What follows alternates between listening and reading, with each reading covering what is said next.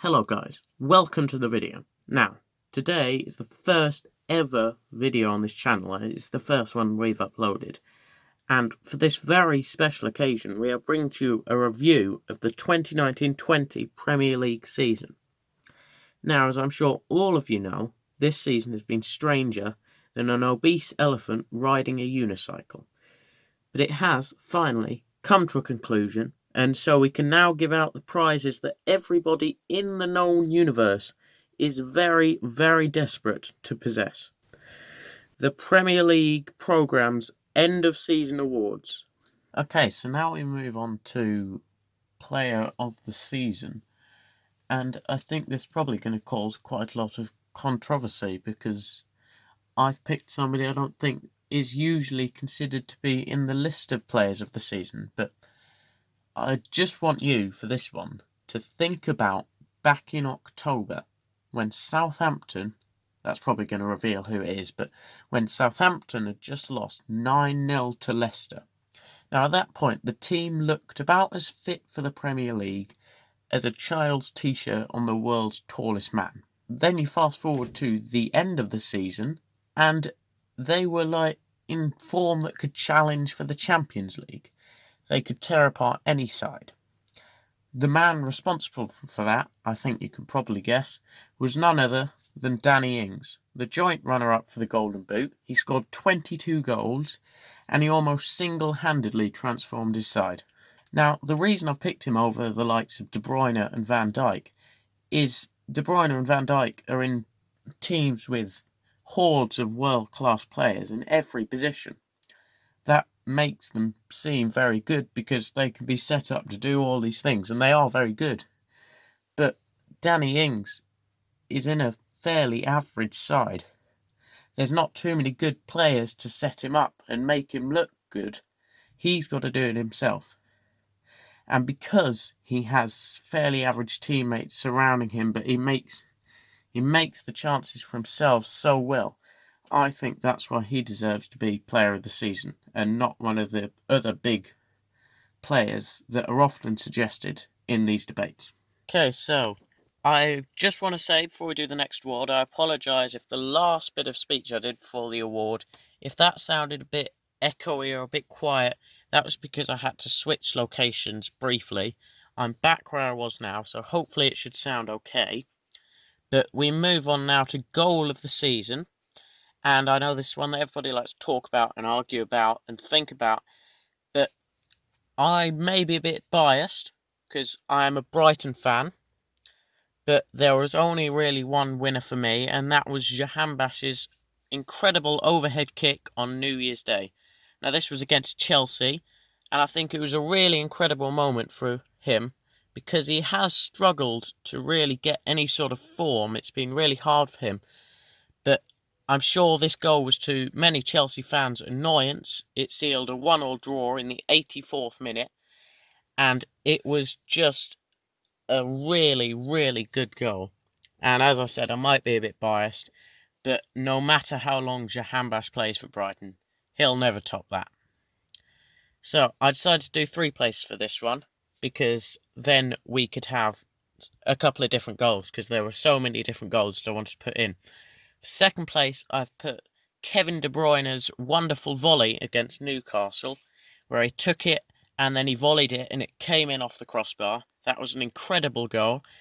And then how could we leave out, for third place, Heung-min Son's solo effort versus Burnley.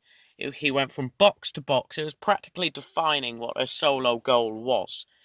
And I think it was just an incredible moment. It was an incredible goal. And I do just want to say that I did all my picks from the goal of the month, from each month. And so if there's any goals here that you thought, wait a second, that should be included, I did just pick from goal of the month. And I think these are genuinely the best 3 goals. I just want to say you may disagree with what I've said. That is fine. This applies for all of the categories. But you may disagree. That's okay. We do that. So, the next category that we need to do for the awards is Manager of the Season. And this is the tactician that has been the best at their respective club. There were quite a few managers to consider, but I have judged the category on how much the manager has improved his side since the end of last campaign, how good a season the team has had, and how the manager did compared to the expectations he had at the beginning of the season. So I considered all these things. I had a couple of people I considered, namely Jurgen Klopp and Frank Lampard, but the person I decided had done the best with these specifications was Chris Wilder of Sheffield United. In the end, he didn't really have much competition when you look at his achievements that he did over this campaign. He took his side last season from second in the Championship. He took them to ninth in the Premier League. This was a season where pretty much everybody on the planet thought they were going down. I mean, literally everybody I knew predicted them to be 20th. He proved to be one of the best English coaches in the Premier League this season, and he topped everyone else by quite a long way, and he has the making of a really good manager. Okay, so the final award is a bit different to the rest because really it's a prize nobody wants to receive. It is flop of the season. Now, it wasn't a very obvious one when I first started to look. I had to do quite a bit of thinking and research before concluding because there were quite a lot of big flops this season.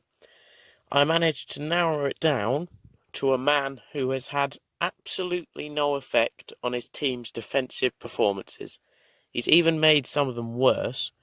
He's a man who has been far from the expectations that were put upon him, and he's given away 5 penalties this season, and he's looked like a defender who hasn't even heard of football. Yep, it's David Luiz.